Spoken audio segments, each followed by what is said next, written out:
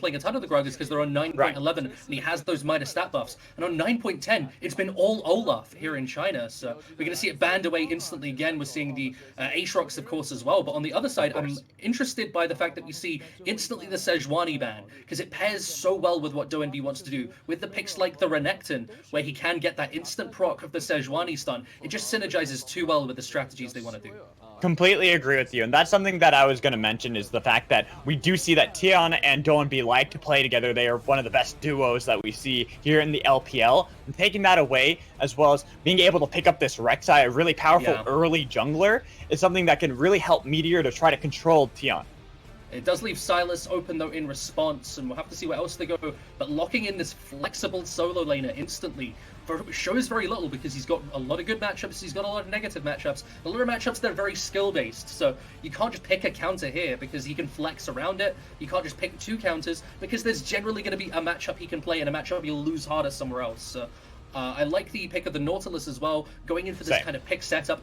And of course, it's just giving the bot lane that much more aggression to play into. So they're not going for the self-sustainable bot lane, they're going for the denial of the scaling bot lane for BLG. And with Sivir banned, it's less likely we see the Yuumi. And especially once you lock in the Nautilus, a lot of the Academy players that I've talked with have said how Nautilus is actually a huge counter to Yuumi because you can grab Yuumi before she's able to get into the you and me and be able to kill her really quickly. And so I think that's a great take here early to make sure they have to go for something like this lovers duo in the bot lane for Bilibili. Yeah, of course, the Zyrakan, probably the safest bot lane that doesn't involve a Sivir right now, unless you're willing to go Ezreal, but that really lacks a lot of proactivity, so they're going into the Zyrakan just to have some kind of plays they can make. And this is interesting here, the Xin Zhao, this is very much more of a spring style of pick. We didn't really see this much at MSI, we haven't really seen it so much this split, but it's picked into the Rek'Sai. It's a pick that can 1v1 with that Rek'Sai, but the Rek'Sai has just generally been considered a better version of what Xin Zhao wants to do. I mean, we did see it in the last series where we saw FunPlus play against JD. They picked it into Gragas, though. It's like you mentioned. Picking it into the Rek'Sai is a little bit more questionable because Rek'Sai is just better Xin Zhao. It's everything like that Xin Zhao wants. Camille. Yeah, exactly. It's just a better version of Jarvan. At least in the top lane. Because unfortunately, Camille can't really jungle as well as Not anymore. Back when that was the case, picking Jarvan was trolling. But the moment they removed Camille from the jungle, they go, okay, Jarvan's a jungler again now because there isn't just a better version of him always available. So now we're getting into the second part of the bans, Nico and Kai'Sa. Now, and there goes Jace. Finally, we're seeing Jace banned away. This is something that I was talking about before. He's been a very big power pick because of that flexibility, similar to how Sylas is, where you can really flex it around a lot and try to see where you want to be able to put him. And I think it's also in the nature of how LPL like to play, where they're very aggressive. They like to try to win lane, the lane kingdom style. And then the scaling taken away by Bilibili is a little bit surprising with that Vladimir ban. Yeah, so this should be a Lucian pick here, so you want to be able to dodge out of the way of the Rakan engage with the E, and it should be simple as that because he's hovering the Draven, he's hovering the Tristana, but they don't have the ability to dodge the Rakan engage and play so aggressive early on the way that the Lucian does. So they instantly lock that in. They've got a lot of early game aggression with this composition, but the scaling is still there. We know that Lucian, once he starts to hit that 3-4 items, is still just as strong as any other AD carry in the game. And you look at the Sylas as well, who has all this his kit that is so strong after level 6 mark and towards the late game even stronger. I'm excited to see if they can get a lead early, how they transition that into team fights, because they don't just take their foot off the gas early. This isn't a comp that runs out of damage at level 9. Not at all, and it's really interesting to see how it's going against Bilibili, who are clearly indicating they are going for a much more scaling composition, despite having the Rek'Sai in the jungle to try to see if they can mitigate a little bit of that pressure that comes in from Tion, and the Rumble pick as well. So that could be the Flex Rumble mid for Kuro, or it could be the Gangplank. That's something that we don't know. We see sometimes, very, very seldomly, do we see that Rumble in mid, but it could happen. Is that my boy, the Junkrat, coming in? I'm excited to see one of my favorite champions of the game, Rumble, but on the other side, we have to acknowledge that this is a Nautilus mid and a Yuumi bot lane. So the Nautilus mid and the Sylas top, this has got a lot of aggression to shut down a Rumble, and this is actually leaving the Rumble rather exposed, because suddenly it goes from Rumble into Sylas. Yes, Sylas can try and jump in on you. You have the shields, you have the slows, you have a range advantage. You can try and win out that lane that way, but now when you're seeing a Nautilus on the opposing side of the lane, one hook, you are dead. We know Rumble is very weak to CC. Traditionally, you lock in like an Elise in the jungle, and Rumble just dies top lane over and over again. With this much setup for the early game aggression of a Xin Zhao, I think Kuro's got a lot on his plate to deal with. I almost wanted to see them go with the Gangplank mid lane just to be able to survive that, because it's going to be so difficult. Like you mentioned, the Rumble doesn't have that escapability. This is why you tend to see him in the top lane. It's such a risky pick to go here into this Nautilus, especially going against Doanby, who is someone who likes to play aggressive, who likes to try to see if he can call in Tiana and do the 2v1 strat where they really get him ahead, and then have Doanby go into the side lanes and be able to rotate and try to get the snowball continuing there. We've talked about these strats, though, and I think now we have to come back to the AF Cat strat. It is Yuumi going into the support again here for Crisp.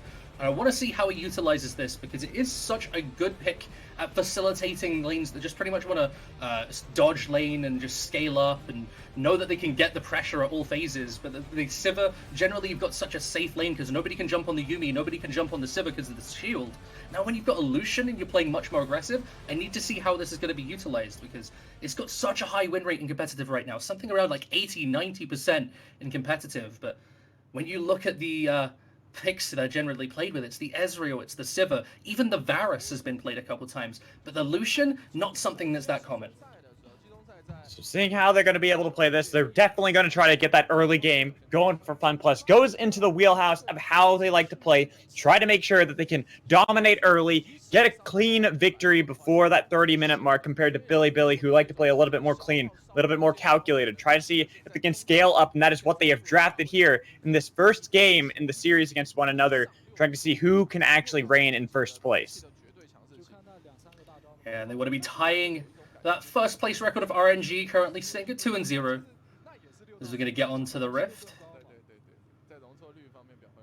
And to get on the Rift, Bilibili, FunPlus Phoenix. We see a little bit of an invade come in from FPX.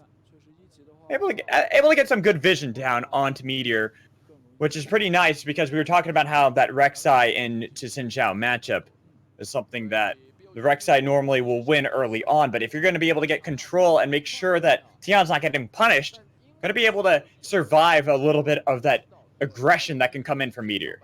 I want to touch on what we just saw there, which is the thing that's becoming more and more common in aggressive jungle matchups, starting the sweeper to be able to clear out that level 1 ward, get full vision control of the enemy jungle, make it all go dark so they can't catch you on your rotations, and it's both Doanby and Meteor, I believe, that went for this. Mecha Colonel Sanders, I'm so sorry. I just have to mention it every time I see it. It's kind of got more of a Japanese flair to it, isn't it? It's like a... It does. You can just imagine like a Mecha Ronald McDonald as well, and it just turns into this kind of kaiju fight. It's just giant Mecha Colonel versus giant Mecha Ronald McDonald fighting in the streets of Tokyo. I never realized I needed this in my life until now. I think that would be fun. That'd be fun to watch. I would definitely pay some money to watch that. Similar to right now, as we see the invade attempted by Tian, reciprocated by Meteor. I believe there's a couple of the Krugs taken by Tian, but not enough. He was routed by the bot lane of Bilibili. They showed up, make sure that you can't really get too much, which will help out trying to get a little bit of that advantage for Meteor, who may look for an early play. I'd imagine it would be mid lane, though. You can't really go into the top lane because you're already getting the hard shove into Gimgun. But his ADD showing why he didn't take that didn't throw the gangplank into the mid lane. He wanted it for himself. He wanted to show what he could do in this matchup, and he's got a massive CS lead for himself currently. As you see, Yuumi going for the Comet. There was some testing for a while where you did see Yuumi going for the like the Glacial Augment, the Airy. There was some sort of builds where you actually went for like a GLP or like a the Spooky Ghosts to be able to help make these picks more possible. But since you got your Q, which is essentially a Spooky Ghost in and of itself, it has been dropped in favor of the Comet, which just gives you that much more damage in lane. Exactly. This is something that a lot of people have been seeing, and you really do want to be able to rush that Athenes on Yuumi. I feel like that has been the indicating factor of what Keystone was really chosen, because how powerful Athenes is on her and allows them to win this lane. So right now, this is what I was expecting, though. Meteor trying to pay a visit to the mid lane, but Doinb, you read it well. He's like, no, I know something's fishy. I've pushed up pretty far. I haven't seen Rek'Sai in a while. Might as well back, use all the corrupting pot stacks, get a couple items, and see if I could really punish this Rumble. You can't go fishing against the fishermen. Doinb's just happy to back away. He's got a nice little CS lead for himself.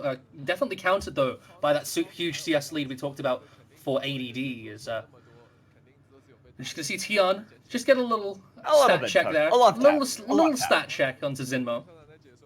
Not much, though. I mean, you get the charge. I'm here. I can do things. And not really much more. The thing is, you can't do much into this bot lane because how hard this oppressive bot lane of Lucian and Yuumi. I mean, really, it's not so much the Yuumi as it is the Lucian early into the game. Really going to be able to bully around Xayah. The Rakan not as much, but because Xayah needs a couple items to really pack that punch, it makes sense why they're able to shove in so hard. Yeah, and so he's fairly new to the team. Only joined a few weeks ago, so it's been interesting seeing him start over the old support road. So I'm excited to see what he can do going forward. He has been rather good so far, but I want to see what he can do when you give him this engage threat. Now he's got the Rakan, he's got the ability to go into the enemy backline and make plays for himself. And you pair that with a Gangplank ultimate and a Rumble ultimate, there's a lot of damage that can come down. There's a lot of support that can come down to buy space for a Rek'Sai and a Xayah to clean up. So I want to see what Jinmo can do to be able to prove his sort of level of skill in the LPL at this current time. I think it's going to be really an indication on how they're going to be able to play around when they get to the team fights, because they had that scaling composition. They're a team that wants to be able to survive early on. They can't be falling behind. They can't allow some of these good picks that we're expecting to see from Doinb, from Tian, where they go for some sort of rotation into the bot lane, or maybe even to the top lane, try to hammer down that they are that great duo in the mid part of the map, so that way they can get these leads. Right now, it's pretty slow. I'm kind of surprised we haven't seen that much more out of FunPlus. They like to play a little bit more early on. I guess Meteor trying to go a little bit aggressive does allow them to use this ult. And Tian and Meteor have been fighting that entire time, but no one really getting the edge. And now stepping up into the temp charge. You can't go that against an AP Nautilus. You just gave him a free kill, and Doinb's going to be really happy. Now it's a 2v3. You can't fight back in this. Doinb's taken pretty low, but able to turn it back around onto Kuro. Oh my god, Bilibili. They looked like they had it. They shouldn't have been really fighting that. And Tiani was left with a coin flip. Which side do I help? He ends up choosing to save Doinb's life over getting the kill onto ADD. That's going to mean that it is a 2-0 after it ended up so close to Tian going down. Bilibili, they end up having that 2v2 duo that we talked about as being so crucial for FPX turned on them. I mean, if we take a look at this replay, I'm surprised Meteor went over. I thought that he would back off and not really try to fight this, because it's a level advantage, sure, but not by much. They get the experience from the minions. Yeah, but when you see the Rumble ultimate and the Gangplank ultimate come down, it's generally just looks so juicy, but the Flash ultimate from Doinb ends him on the spot. And Kuro, he might have been able to turn this around, but he had to overload himself to even have a chance in the fights. It means that he just doesn't have enough damage due to the silence. And so Doinb's allowed to get out alive. Now with that, 2 kills, 4 stacks on the Dark Seal. Already working towards that Hextech Proto Belt to get a little bit more mobility, burst damage out of this AP Nautilus. While you see Kuro having to go for the Sork Burst early on, isn't necessarily the worst thing in the world, but losing out on 2 kills over to your opponent who is looking to rotate pretty soon, that's not going to be good for what Bilibili want to do, which is scale up. You're being most of the way to the Proto Belt, having all that extra burst damage from the Revolver and the CDR plus health. It's just all the stats that Doinb really wants right now. So it's really rough for Kuro to deal with, especially when you can't go a Corrupting Potion yourself for lane, having no mana on the champions. Doinb, he's got everything he needs. He just needs to be able to get free of this lane and start roaming into either top or bottom to snowball another lane ahead, push his advantage into other lanes, because that's what Nautilus is adept at. You don't just one-shot people yourself, you set up other lanes to be able to do the extra damage that you can't. Oh, and this is what we were talking about with FunPlus. Trying to see if they can set up this rotation into the bot lane. They have the final chapter coming in. They get the roots already. TP's way too late to try to see if they can save anybody. Look at how low they have Xayah. Already using the equalizer, trying to get that damage onto Tion, but they're going to be able to turn it around. They do lose Tion, but they pick up 2. Going to be 3 kills. They're looking to chase down Kuro. He's overheating already. They got the damage onto him, trying to slow him down. Not going to be able to land the dredge line, but it doesn't matter. They have a killing spree. 4 kills over for Doan B. And you saw a lot of what happened in that fight was what Crisp is able to do on this Yuumi pick. Able to land those long-range Qs, and when you can get pretty much a point-and-click slow on these champions from that long a range, it can be so crucial to running them down, getting those final cleanups. As he picks up a couple kills for himself, he's able to get the bot lane ahead, and now they've got those 2 shards and a comfortable amount of gold into the pocket of the Lucian. They're looking much more comfortable. FPX up 6-1, and it's only 9.5 minutes in, and they've already got a 4K gold lead. Take a look at this replay. You see how they're setting it up already. Already getting control, and Meteor is nowhere near. Yeah, and this Yuumi poke is just adding up, so I love what she does here. She just juggles around the edge of turret aggro, knowing she gets to dash back into an ally after going low on health anyway without it mattering. And you see on the backside, BTO can't quite clean it up. And Kuro is forced to overheat just to be able to stay alive through the exhaust. And the fact that you see 4 kills early on in this dive go the way of FunPlus. Sure, they traded for Tion. I think that is a huge thing to be able to put them into that snowball we were talking about, how they want to play early on to the game, how they want to make sure that they end the game before 30 minutes, because if Bilibili is able to survive, sure, they can scale, but I don't think they're going to be able to survive now. They're already down 4,000 gold. Yeah, it's a big gold deficit, and when we talk about the aggression of FPX, like we said earlier, they don't take their feet off the gas. They can continue to force with this composition, and the only thing that's really stalling them right now are things like this. The Gangplank ultimate just to stall tempo, buy a bit of time for them to get this Rift Herald and try and force a play in response. Try and get back some gold onto the target of ADD. And now it's going to be, where can they put this Rift Herald? They have to try to see if they can rush down this turret in the top lane, because you're going to see it go down in the bot lane really quickly to LWX. He's taken down 4 plates. Sure, it's just himself, but honestly, I think he's going to be able to get the minions soon enough. It will be a rush for who finally gets it, but because there is the Rift Herald, it does seem like Bilibili will at least get a little bit of an edge. Yeah, they get the first tower, but they're losing shards in mid and bottom lane simultaneously. So the gold ends up about even in trade. It's just a nice amount of gold onto the ADC, onto ADD as well. So I think that they both come out of this happy, with BLG able to at least satisfy the fact that they've gotten back into the game with getting some gold onto these priority targets you need to get the gold lead onto. And FPX, they're accelerating the tempo of the game by taking down these towers. They can get to a teamfight phase far quicker. They can split up the map into 1-3-1 if they want to, far quicker with these 3 TPs. So it gets to a point where FPX is able to snowball through vision control and pick potential off the back of the Nautilus really soon. I do want to see where we're going to see Gimgoon start making some plays on the Sylas, start being able to get out of this top lane island, because it has been a little bit difficult for this matchup into ADD. You're starting to get towards that Triforce, about to have that little bit of an edge with the turret gold as well. So I want to see what they can do for FunPlus with this top lane, how they're going to be able to transition that with this lead. Yeah, it's how do they extend this lead into other lanes? We've seen the fact that they got a nice amount of gold onto the Lucian. They've got him, his Blade of the Rune King spike, so he's wanting to try and get into that maybe the Black Cleaver as soon as possible, maybe even just going straight into the crit build as soon as possible. But that 2-item spike is where we need to see FPX force plays as hard as possible. That's where they are going to be the strongest in the game. That's where they're going to have the biggest differential to their opponents. And if FPX can make plays there, I don't really see a way back for BLG unless they can find a turn, use that Rumble ultimate and the Gangplank ultimate to punish over aggression. And unfortunately, I thought they had the better play there. They had all rotated into the bot lane. Dragon is about to spawn up. They had 3 members towards that turret. I thought they were going to trade objective for objective, plus getting the Dragon to have that little bit of an edge. But they backed off. They were a little bit too afraid. They didn't know exactly the positions of FunPlus. And because they did that, you can see they're now making the calls, but it's way too late on that. And now what we're seeing is the flank wards on mid are going to be adding up. Now that both of the side lanes can be pushed in really far, it means that It's not really safe to step up to this tower mid lane anymore when you can be have a Tian or Doenby just walk in behind the tower so easily with the full vision control they have of the enemy jungle, and it means that this mid lane tower isn't long for this world because all you really have to stop it are things like the Rumble and the Gangplank ultimate. But once again, ADD slowing down the tempo of this game with the Gangplank ultimate, slowing it down by a couple minutes so far with what he's been able to do. It's just trying to give BLG the window to farm up, to scale up, because they've got this AoE team fight, but they need the time to get the items. They need the time to get the levels to be able to be comfortable doing so. That's the problem.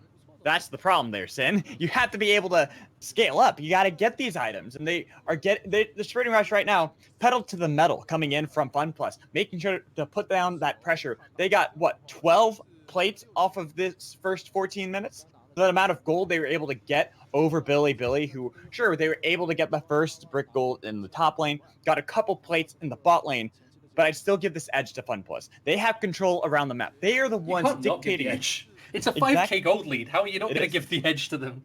Well, that's the thing. It's normally I'd say, oh, Bilibili could have avenues. They're scaling. They're the composition that maybe as long as they're just playing it safe, they'll be able to come back into this. But it's looking harder for me to believe that into this one. They don't really know where they want to be. They don't understand that they need to take the turret in the bot lane. They didn't really have the warding and the positioning themselves to be able to figure out where Tian is. And that early stage where this Rek'Sai normally beats that Shen Shao hasn't been working out so well. They weren't able to utilize the Rek'Sai's early game power spike.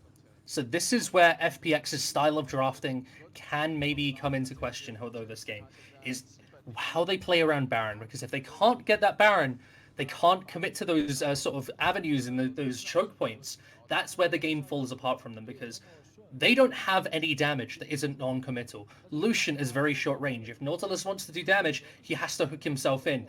Tian has to jump on somebody. If you're trying to do any damage to anybody other than with Yuumi, you're forcing yourself directly into their faces. You're forcing yourself into melee range and buying into a team fight.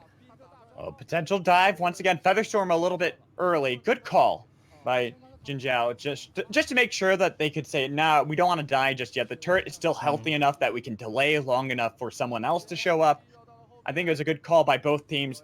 Having the attempted dive and then feigning back already as the top lane. Oh, man. Oh, man. Oh. That's how you play AP Nautilus. And this is why AP Rumble mid isn't that common right now. This is the issue. He's just so easily picked apart because he's been forced out of the lane so easily. He wasn't really able to do much in terms of 2v2s because he got overloaded so quickly, and it meant that Doenby has just been able to clean up these kills, roam first, because Rumble's not been able to push into him either. And it's just showing both solo laners that early of ADD Rumble has been punished. Now you see a split fight happening in top lane. Everyone trying to chase on to Doenby. Well, ADD was able to flash over the wall. The kill and shutdown gifted over to Jinjiao, but mid lane is being pushed in at the same time. FunPlus are making sure, even though they lose their mid laner, they lose a little bit of that gold, they're still dictating the map.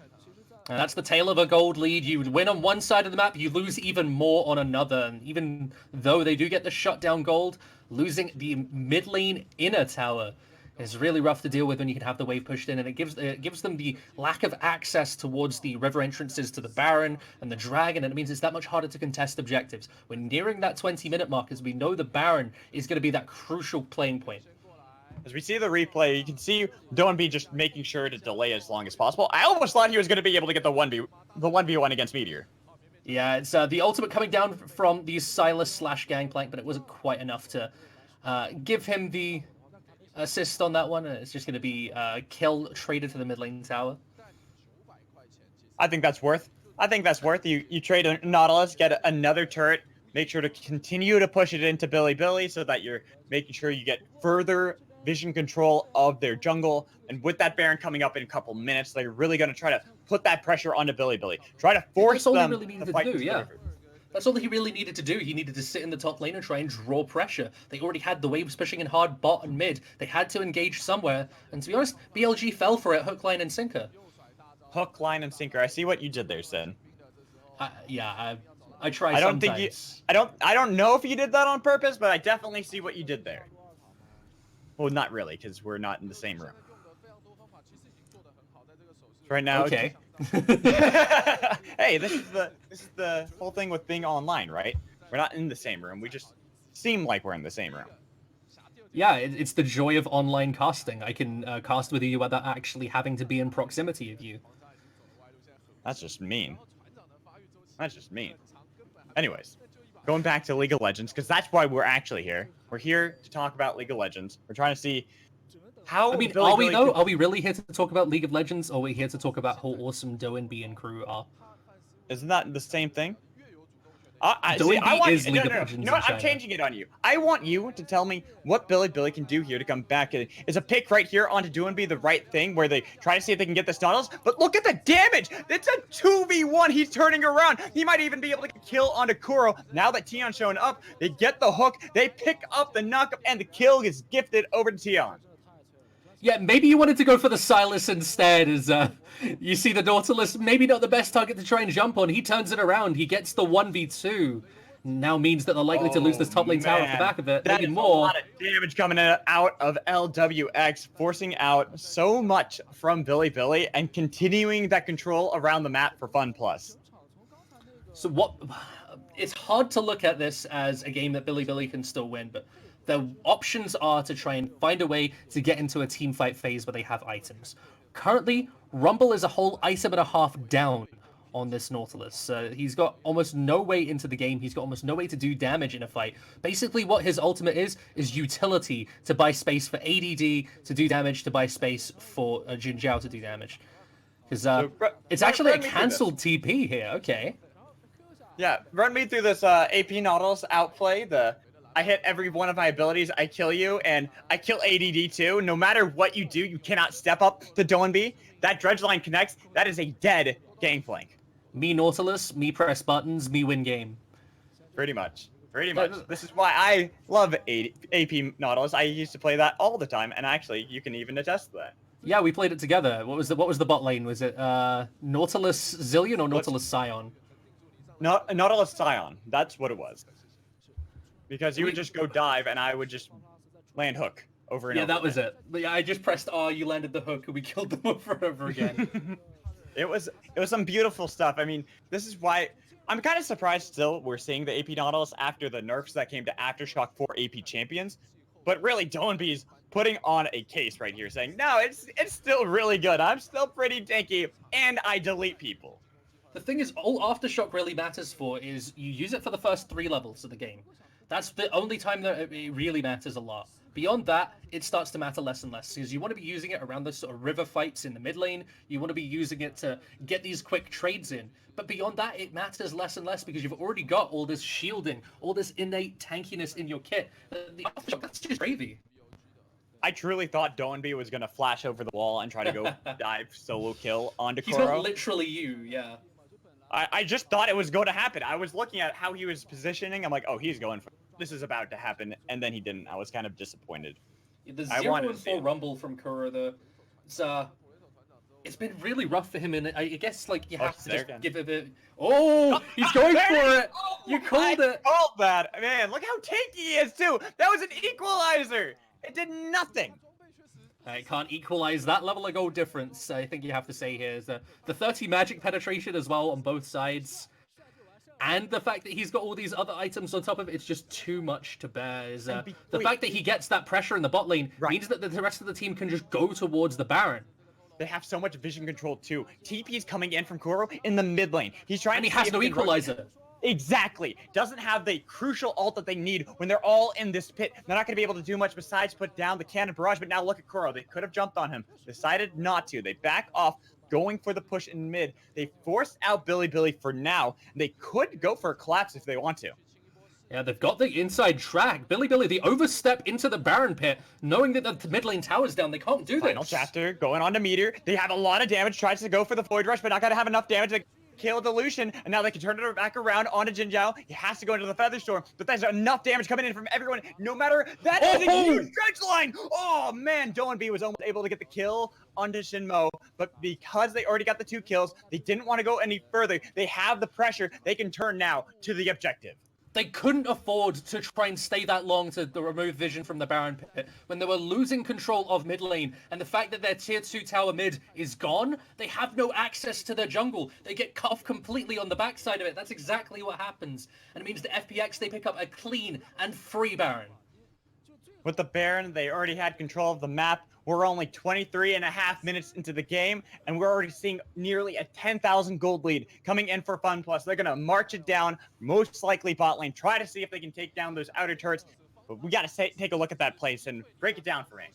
Yeah, it's just they get caught on the flank with the Yuumi ultimate buying time as well, and it's just... all it is the fact that they've got 2 members completely caught out of position. The rest of them are trying to get them in the right position, but it's too little too late. Jin Zhao dies as well because he was trying to save his jungler, and now that means that it is going to be another few kills for FPX. Let's see what they can do with this Baron, because the bot lane outer and the top lane, the top lane inner and outer both still stand. Their play here is to try and make a pick bot. And why not try to make the pick onto Donby, the guy who's been starting off all these fights, the one who's really scary on that Nautilus. They can't. It was too risky. They were too far out. They decide they have to recall because they see everyone's grouped up from FunPlus in the mid lane, trying to push down that turret. Yeah, the Baron empowerment. They have to get back onto the map. As I think FPX is asking questions. Where were they? What were they trying to pull? As wonders why they can get this level of pressure mid lane, why they can get this push this far up and get some free tower damage. A little bit too greedy. Oh god, from Silas Bilibili. with a rumble ultimate. Oh no, and he's doing pretty well for himself. 0-0-3, sure, no kills, but has 2 items completed, has the Sork boots already, has a lot of damage behind him to back it up.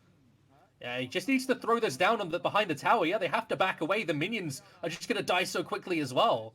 Forcing out the redemption from Shenmo, maybe in the fight. 5 members from Bilibili are in the mid lane, all the while Donby in the bot lane, pushing in the inhibitor, already having taken that outer turret, and they're forcing around Bilibili, trying to make sure that they can look for that play. They just want to make sure they can bide their time utilizing these cannon minions. Yeah, all they need to do is dance back and forth between the lanes, drag Bilibili around, spread them thin, so you can get chip damage after chip damage, and when you use the ultimates, you get the towers, because there's so little left in the tank for BLG to be able to make these engages happen. It's all about maybe Jinmo finding an all-in onto multiple members, and then Kuro and ADD trying to capitalize on the backside of it, but it's just such a pipe dream when they're all spreading out and they're all making it, so BLG, they can't find a 5v5. They're so far behind. Look at this, level 16 from Donby. He deleted Meteor. Didn't even need the help from the team. The Cannon Barrage did a lot of damage to him, but he still survives. The team is winning based off the fact that no one can kill this Nautilus. No one could survive this Nautilus, and FunPlus are continuing the pressure.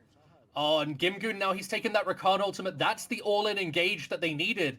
That's the committal, hard engage that they need to force them away from the inhibitor with no way to defend. So just taking the ultimates, this is what I love about what people are doing with Silas now. They're viewing the ultimates available like a toolkit. As what can I do with them at the given time? As he takes the Rakan ult not to use it, just to hold on to the cooldown and threaten the engage. Threatening engage, already have Donby doing massive work as well to be able to back that engage up if they needed to. 7-1-2 on this Nautilus. I keep going back to it. He is doing such great work on this mid lane in this champion pool that he has for himself, where it makes it so difficult for someone like Kuro, who wanted to go for something a little bit more unique like this Rumble, to actually put up a fight. As they're going to try and make a collapse top game, Gimgoon, he still has this Rakan ultimate as well. This is so easy. ADD, he can't really survive that. He tried his best, but in the end it didn't even matter. But you know, the reason we keep coming back to this Nautilus is he's just picked up the death cap for himself. Because it is just such a strong presence in the game right now. One ultimate, half HP is anybody on the opposing side. There's so little magic resistance as well to help deal with this. You look at the magic resistance on the team, it's only really the Mercury Treads in the top lane from ADD to speak of, and so there's no one that can get in the way of this Nautilus. There's no one that can hold him in a side lane. They just have to give up objective after objective, and I know that you're a purveyor of AP Nautilus as well, so I feel on some level you want to take credit for this. Of course I do. I invented it last year. We all know. Sin, you can argue it all you want, but we all know the facts. As the final inhibitor turret goes down, the fight comes in from FunPlus. They already deleted Jim Gao, trying to see if they can get a little bit more, taking down Rakan. Now the inhibitor, the final one standing for Bilibili. This is looking like it's going to be game one for FunPlus. They're just going to make sure that they can add a little bit more to their KDA as they go for the full dive, picking up ADD as well. Equalizer to try to see if it can delay the inevitable, but it will not. The turrets go down. The Nexus is being sieged. They're underneath their fountain. Game one to FunPlus. And you know, we came into this saying that Meteor needed to be the difference, and what FPX says, yeah, your jungler may be like an 8, but our mid jungle, that's a 10. You can't stop this. Even your point of strength isn't enough, isn't comparable to ours. And FPX, they just roll them over, you have to say. It was quite the rollover. We look at this game, and people thought maybe it was going to be a little closer. We look over at Quirky on the desk. He was saying, I think Bilibili are going to be able to get the 2-1. But after that game, after game one, I don't know. I don't know if that's going to even be the case. I think this is going to be a quick 2-0 for FunPlus. And you look at these damage charts. You look at the gold graphs. Sin, look at what happens once they turn on the heat. You can see.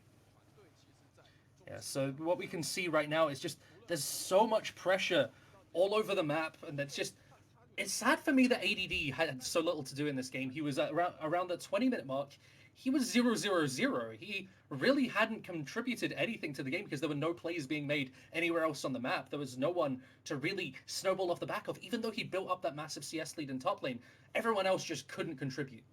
Exactly. It was just an unfortunate thing for ADD that mid lane was favoring way too hard towards FunPlus, but I'm going to throw it over to the desk. I want to hear what you guys have to say. So TJ, go ahead, take it away.